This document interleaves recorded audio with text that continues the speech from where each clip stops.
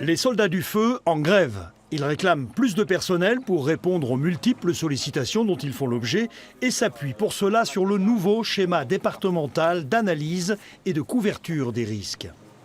L'analyse de couverture du risque a laissé apparaître, c'est un outil de l'administration, qu'il y avait un besoin pour répondre à la sollicitation actuelle de 85 sapeurs-pompiers. Aujourd'hui, on demande simplement ces 85 sapeurs-pompiers, simplement pour répondre à la sollicitation actuelle. C'est ça que j'essaye de faire. 85 postes alors que l'administration n'en prévoit que 30 à l'horizon 2021, estimant qu'il faut avant tout soulager les pompiers des interventions qui ne sont pas de leur ressort, en raison des déserts médicaux par exemple ou lorsque les SAMU sont débordés.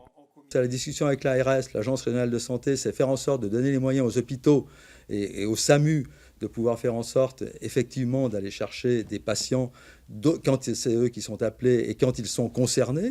Et c'est essayer de faire reprendre à chacun le travail qui est le sien. Et à ce moment-là, faire en sorte que nos sapeurs-pompiers puissent revenir à des missions originelles, c'est-à-dire secourir donc des gens. Dans l'après-midi, une centaine de pompiers s'est rendu au siège administratif pour manifester leur mécontentement et se faire entendre à l'occasion du comité technique.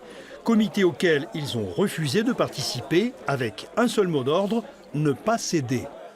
On va tenter de bloquer coûte que coûte l'application de ce schéma départemental parce que incontestablement ça nous fait travailler dans des conditions qui ne sont pas acceptables. Après de longues heures de négociations, les syndicats ont obtenu des avancées significatives qui seront soumises à la base dès demain. Elle décidera ou pas de lever le préavis de grève déposé pour lundi prochain.